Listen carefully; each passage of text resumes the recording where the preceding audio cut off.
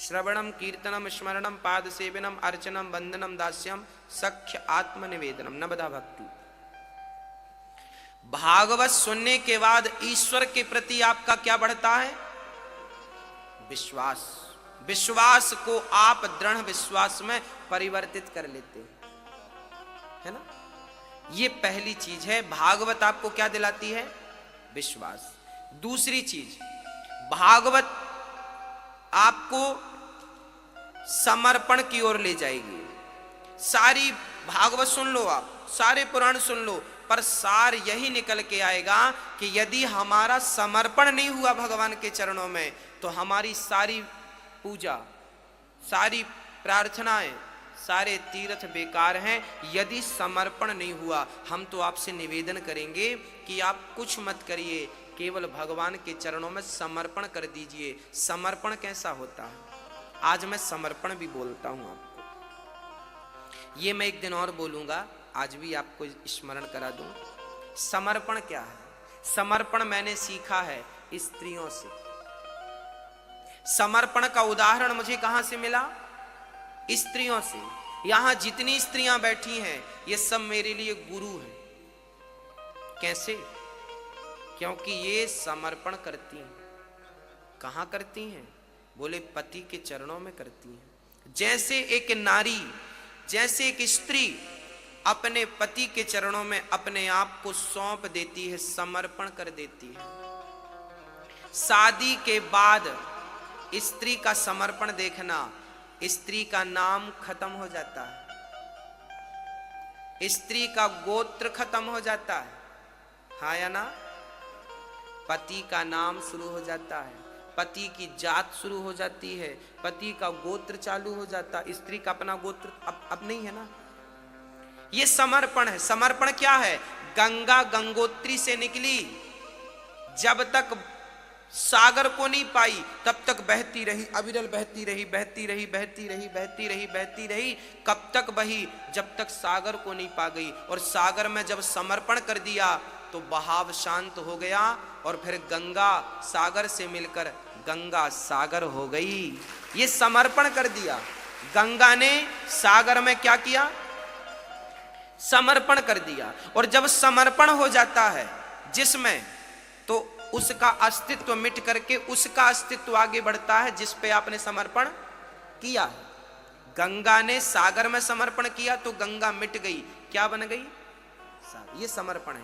नारी पति में समर्पण करती है तो नारी का नाम गोत्र मिट जाता है, पति का नाम गोत्र चालू। अब के बाद पति का सुख ही पत्नी का सुख है, पति का दुख ही पति पत्नी का दुख है। पति कहेगा कि तुम्हें झोपड़ी में रहना है तो पति कहेगी ठीक है, पत्नी कहेगी ठीक है। पति कहेगा कि तुम्हें झोपड़ी में रहना घास की, रहोगी कि नहीं? हाँ या ना? पति कहेगा महलों में रहना है, रहेगी। पति कहेगा पेड़ की छांव में रहना है, रहेगी। पति कहेगा तुम्हें बासी रोटी नमक के साथ खाना है, खाएगी। पति कहेगा हलवा पूरी खाना है, खाएगी। पति की इच्छा ही पत्नी की इच्छा है। अब उसकी अपनी कोई इच्छा नहीं, पति आगे पत्नी पीछे। यही भक्त को करना है, भगवान को आगे और भक्त को पीछे हो जाना है। यही समर्पण है। अपनी कोई इच्छा ना हो, राम जो करें वही, राम जैसे रखें राम जी रहना चाहिए, और सीताराम सीताराम बस। मेरी माँ अयोध्या आई ही हो, भैया जी अयोध्या आए ही हो तो राम लला को अपने आप को सौंप करके जाइए। राम मैं कहीं भी जाऊंगा पर रहूंगा आपका। पीपल का पत्ता कहीं भी जाए रहेगा किसका? पीपल का। आपका बेटा कहीं भी जाए रहेगा आपका। अमेरिका जाए, हाँ, आपका पति कहीं भी जाए रहेगा आपका। बस भगवान को जब सौंप दोगे तो तुम फिर कहीं भी जाओ रहोगे तुम भगवान के ही। ये समर्पण है और ये आखिरी है। इससे ऊंचा आकाश भी नहीं, इससे बड़ा आकाश नहीं है। ये सबसे आखिरी सीढ़ी है समर्पण।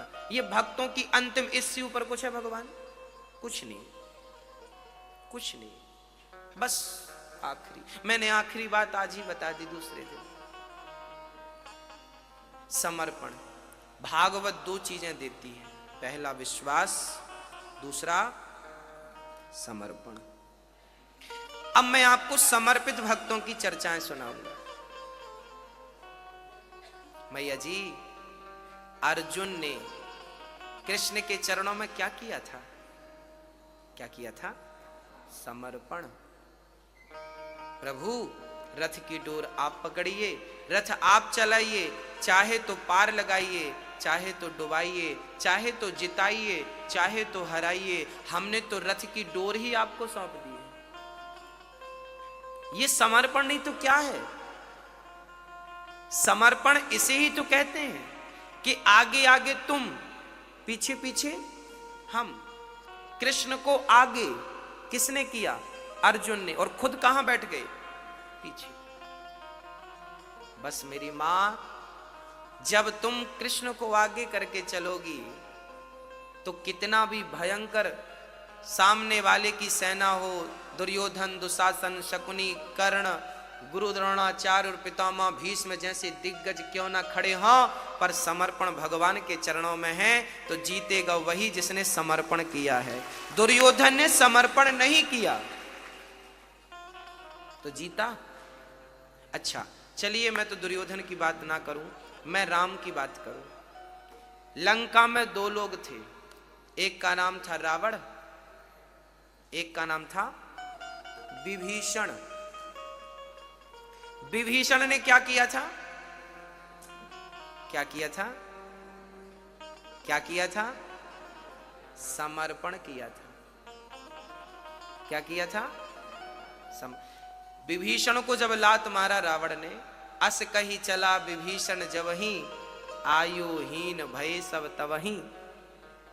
मैं जा रहा हूं भाई, तुमने लात मार दिया। जब भक्त को लात मारा रावण ने तो विभीषण लंका से निकले और कहां गए? राम के पास आ नहीं गए। जिन पायन के पादुकहि, जिन पांव को, अब देखिए, अभी राम का दर्शन हुआ नहीं है श्री विभीषण जी को, हुआ नहीं है, परंतु देखिए उतावलापन, उतावला क्या होता है, उत्कंठा क्या होती है। विभीषण जी चले। जिन पायन के पादुकहि, जिन पांव को, जिन चरणों को भरत जी ने देखा है, अब कल्पना कर रहे हैं श्री विभीषण जी कि जिन चरणों को भरत ने देखा, जिन चरणों को भरत ने छुआ, आज मुझे उन चरणों का दर्शन मिलेगा। राम के चरणों का चिंतन करते करते लंका से विभीषण चले कि राम मुझे मिलेंगे जरूर, राम मुझे मिलेंगे। राम के चरणों का चिंतन करते करते चले, जैसे जैसे हनुमान जी ने बोला था, हनुमान जी ने सारी बात बताई थी ना लंका में, तो बस वही, अभी देखा नहीं था विभीषण जी ने राम को, सुना था। हाँ, सुना था।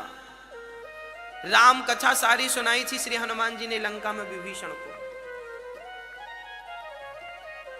आज श्री विभीषण जी महाराज जब चले तो राम के चरणों का चिंतन करते करते करते करते जब पहुंचे तो राम को देखा श्री विभीषण जी ने, नेत्रों से आंसू आ गए और राम के चरणों में लेट गए।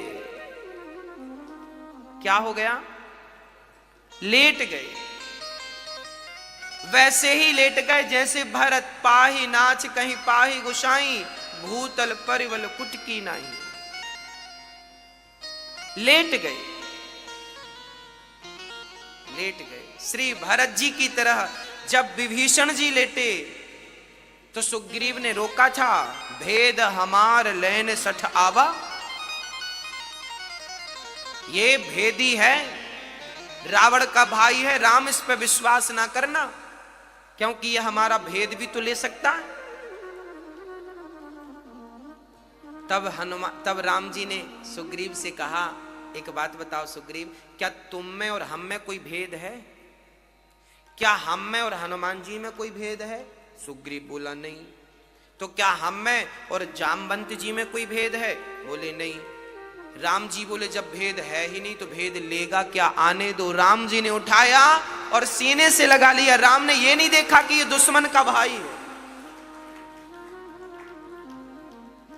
इसके भाई ने मेरी पत्नी चुराई है, राम ने नहीं देखा। राम तो उसे हृदय से लगाते हैं। याद रखना मेरी मां बहन, विभीषण ने राम को फूल नहीं चढ़ाए थे। विभीषण ने राम को फूल नहीं चढ़ाए, विभीषण ने राम को पैसे नहीं चढ़ाए, विभीषण ने राम को नारियल नहीं चढ़ाया, विभीषण ने तो अपने आप को समर्पित